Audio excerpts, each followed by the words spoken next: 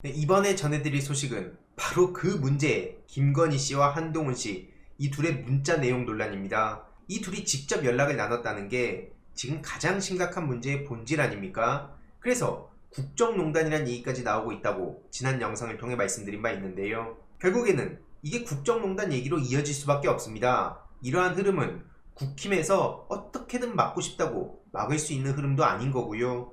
그래서 김건희 씨의 문자 전문이 공개가 되기도 했습니다. 하나씩 보면 먼저 1월 15일 내용을 보면 무조건 시킨 대로 하겠다. 그러면서 대통령과 전화해보면 어떨지 내심 전화 오는 걸 기다리고 있다. 한마디로 윤석열 대통령이 한동훈 씨의 전화를 기다리고 있다. 이런 식으로 얘기를 했었죠. 그리고 1월 19일에는 이런 문자를 보내는데요. 사과하면은 책임론에 불붙을 거다. 한마디로 대선 때 자기가 사과를 했었는데 그때 오히려 지지율이 10%포인트 빠졌다. 이런 얘기를 하는 겁니다. 아니 이걸 보고 나 진짜 사과하고 싶어. 나 정말 책임을 느끼고 있어. 이렇게 생각하는 사람들이 얼마나 되겠습니까? 여기서 중요한 건 바로 이 그럼에도 아니겠습니까? 한마디로 그럼에도 불구하고 네가 사과하라고 하면 내가 할게. 뭐 이런 식으로 볼 수 있다는 건데 이게 말도 안 되는 소리를 하는 겁니다 지금. 심지어 1월 23일에는 댓글팀에 관련한 내용이 나오는데요. 제가 계속 말씀드렸던 이명박 정부 때부터 심리전, 댓글 공작 이거 윤석열 정부 때도 충분히 일어날 수 있다고 말씀드리지 않았습니까? 물론 아직까지 이거에 대해서 제대로 드러난 건 없지만 이렇게 김건희 씨가 댓글팀 활용을 언급함으로써 이 또한 저는 앞으로 여기에 좀 주목해서 알아볼 생각입니다. 이 댓글팀이 웬 말입니까? 뭔가가 돌아가고 있으니까 지금 김건희 씨가 이런 말 한 거 아니겠습니까? 아무튼 자기는 그게 사실이 아니고 앞으로 그럴 일 없을 것이다. 그러더니 김경률 씨의 극단적인 워딩, 한마디로 마리 앙뚜아네트 비유에 대해서 얘기한 것 같은데 그거에 대해서 자기는 너무 가슴이 아팠다 이렇게 얘기를 합니다. 그리고 여기서도 또 나오죠. 그럼에도 불구하고 한동훈이 사과를 하라고 하면 나 하겠다. 아니 계속 말씀드리지만 이걸 보고 누가 사과를 한다고 생각합니까? 그러면서 또 1월 25일에는 윤석열의 경로 얘기까지 나오는데요. 틈만 나면 경로를 하는 것 같습니다. 어떻게 윤석열 경로하고 큰 소리로 역정내서 그렇다. 그러면서 위원장 상황이 공감된다. 뭐 이런 말을 하고 있는데요. 어제 박선원 의원이 페이스북에 이런 글을 남겼죠. 들리는 말이라고 하면서 페이스북에 글을 전한 건데요. 용산 5층이 하루도 큰 소리 안 나는 날이 없다. 검찰 특수부 출신이라 그런가? 연일 경로한다고 한다. 이런 말을 들었다는 건데 윤석열 대통령이 틈만 나면 경로를 하고 1시간에 59분 떠든다는 거 이제 모르는 국민들이 없지 않습니까? 하여튼 맨날 화만 내고 술 마시고 남 털기나 하고 이게 지금 대통령 꼬라지라는 겁니다. 근데 이런 앞선 내용들을 보고 오히려 일부 언론에서는 야 이걸 보니까 김건희 씨가 진짜 사과하려고 했다. 이런 의지는 충분히 피력했다. 아니 근데 어디서요? 어디서 피력된 겁니까 이게? 아무튼 그러더니 갑자기 한동훈 씨가 이거 제대로 대응을 못한 거다. 이런 지적이 나오고 있다. 이렇게 보도를 합니다. 그러면서 국힘 당원 내부에서는 이미 한동훈 끝났다. 어대한? 뭐 말 같지도 않은 소리냐. 더 이상 대세가 아니다. 이런 분위기라면서 당무 개입을 언급한 게 치명적인 실수다. 국힘이 아니라 저거는 민주당 대표로 나왔어야지 뭐 말도 안 되는 소리들 하고 있냐. 이게 지금 국힘 당원들과 국힘 정치인들 사이의 분위기라는 보도가 나온 건데요. 글쎄요. 이게 과연 저게 맞는 겁니까? 아무튼 이런 상황까지 오니까 국힘에서는 연판장 사태가 또 벌어진다는 얘기가 나왔었죠. 원외 당협위원장들이 술렁인다. 그래서 김건희 씨가 사과만 했었으면 내가 총선에 이겼는데 왜 한동훈이 막아가지고 졌다. 이런 말 같지도 않은 상상을 하는 사람들이 꽤 많다고 전해드렸고요. 그래서 그 안에서도 또 싸움이 난 겁니다. 한마디로 한동훈 사퇴론을 빠르게 제기해야 된다. 이런 입장과 아니 뭐 이렇게까지 하냐. 이런 입장이 서로 충돌하고 있는 거죠. 그러면서 한동훈의 사퇴를 촉구하는 기자회견을 준비하는 목소리도 나오지 않았습니까? 어떻게 문자를 받고 제대로 답을 안 하냐?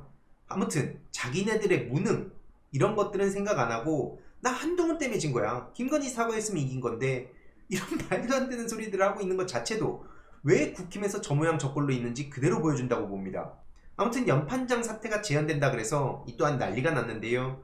지난번 나경원의 출마를 막을 때 친윤계 초선 의원들이 연판장 돌려서 엄청나게 많은 비판을 받지 않았습니까? 지금 그래서 연판장 2가 되면 아니 총선도 참패했는데 국힘당 이거 어쩔 거냐? 내부에서도 이런 목소리가 나온다는 거죠.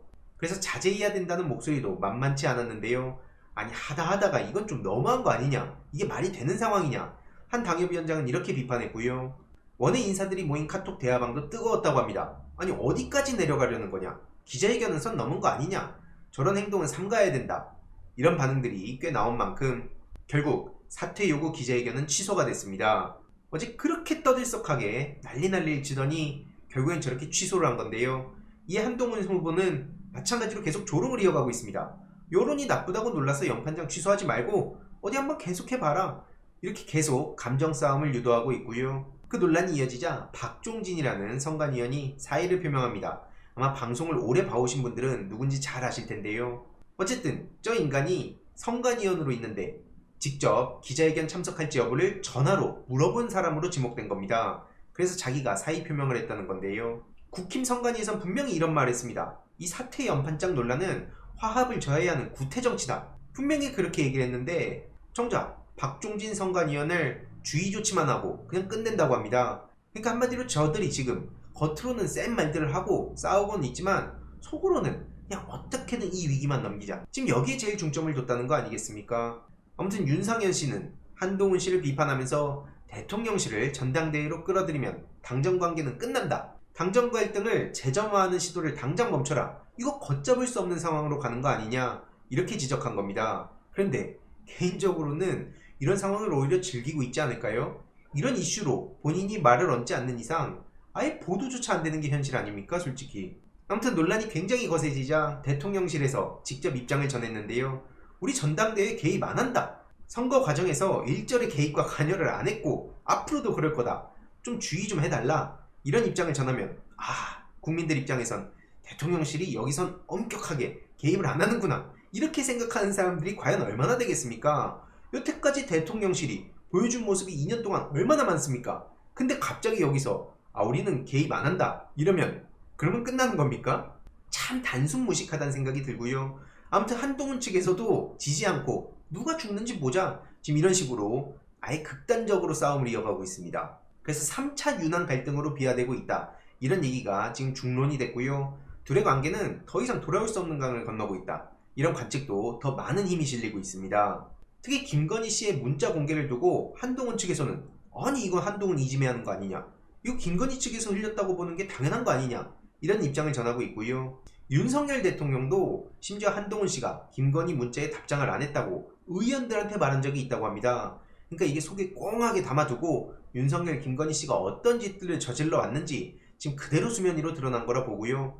그저 자기의 이해관계에 따라서 자기의 심기를 거스르는 사람들은 언제든지 칠 수 있다.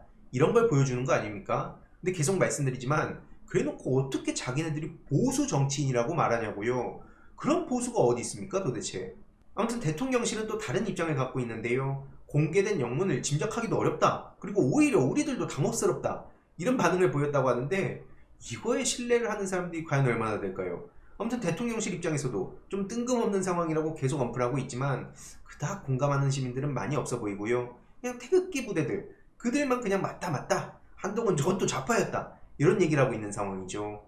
이런 전반적인 상황을 두고 나경원 후보는 원희룡, 한동훈 이들을 두고 패배브라더스의 진풍경을 보여주고 있다 이런 얘기를 하고 있는데요. 참 막장 중 막장으로 가고 있습니다. 이런 상황까지 오니까 여당 의원 108명이 모인 단체방도 난리가 났는데요. 이렇게 가면 안 된다. 이러면 당이 망한다. 서로 죽을 판이 되는 거 아니냐. 이렇게 발등에 불 떨어져가지고 멘붕이 왔다는 겁니다. 말 그대로 패닉 상태인데요.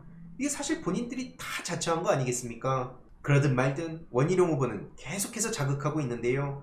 결국 한동훈 씨가 김건희 문자를 가지고 전당 개입으로 몬 거 아니냐. 이건 당 분열행위다. 이렇게 계속 목소리를 높이고 있고요. 자기 잘못을 감추기 위해서 대통령실을 전대에 끌어들이는 건 어떻게 용납하겠냐. 이건 대통령을 흔드는 해당행위다. 이렇게 윤석열 대통령 지지층을 향해서 열심히 어필하는 모습 보여주고 있고요. 잘하고 있습니다. 계속 저렇게 더 목소리 내길 바랍니다. 그러면서 그전에는 왜 그렇게 많은 문자를 보냈냐.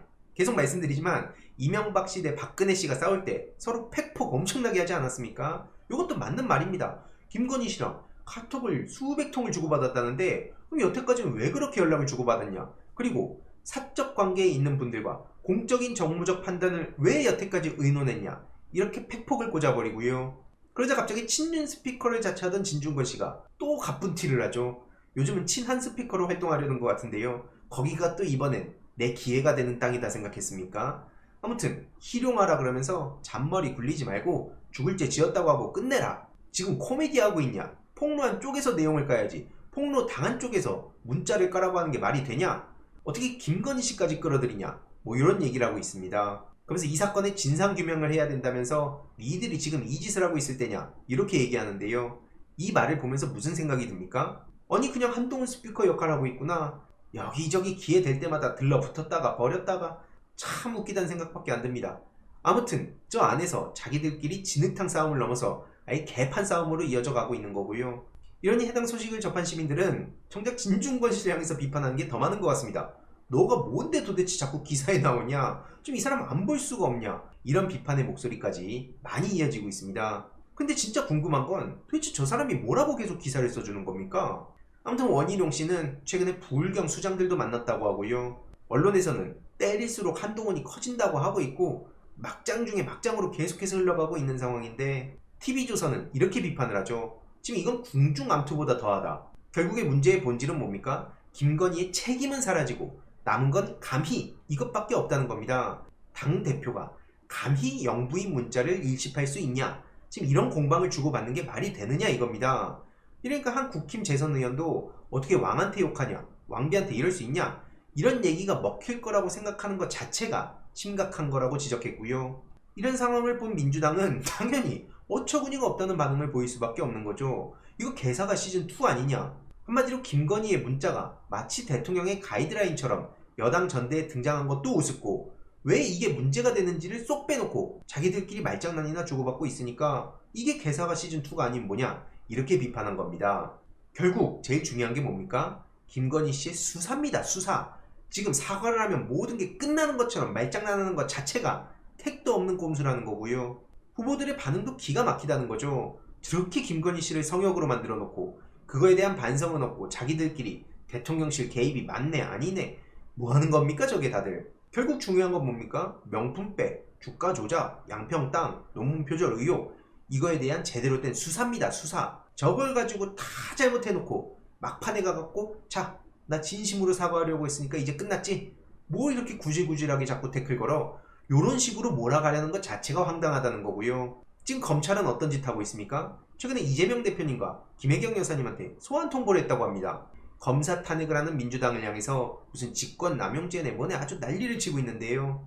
이원석 검찰총장은 그렇게 쫄보 소리 들었는데 왜 민주당 이재명 대표를 향해서는 그렇게 센 척을 하는지 너무나 속이 들여다 보이지 않습니까? 무슨 직권남용, 명예훼손, 무고 별의별 얘기들을 다 그냥 쏟아내면 언론이 또 좋다고 그걸 확대 재생산해주고 있는데요. 참 끼리끼리란 생각이 듭니다. 지금 제일 중요한 게 뭡니까? 집권 여당, 그것도 대통령의 영부인이 명품백을 받았다는 역대급 만행이 터졌는데 이거에 대한 제대로 된 수사가 이뤄지고 있냐고요.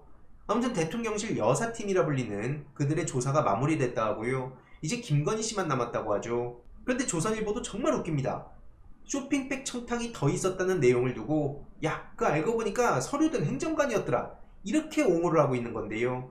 한마디로 쇼핑백을 들고 복도에서 기다리던 사람이 있다. 이런 내용이 알고 보니까 그 기다리던 사람은 대통령실 직원이었고 쇼핑백 안에는 부속실 보고를 위한 서류를 넣고 기다렸던 거다. 그거 문제 안 된다 그러니까.